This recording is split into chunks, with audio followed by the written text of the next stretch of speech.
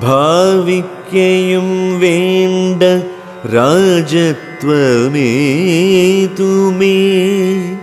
നാട്ടിൽ നിന്നാട്ടിക്കളകിലുമൊരു വാട്ടം വരാതെ വധിച്ചിടുകിലുമാം സാപജ്ഞജാതപരാഭവം കൊണ്ടുള്ള താപവും പൂണ്ടു ധരണിയിൽ വാഴ്കയിൽ നല്ലു മരണം അതിനില്ല സംശയം. ചൊല്ലുവൻ ഞാൻ തവ നല്ലതു കേൾക്ക നീ.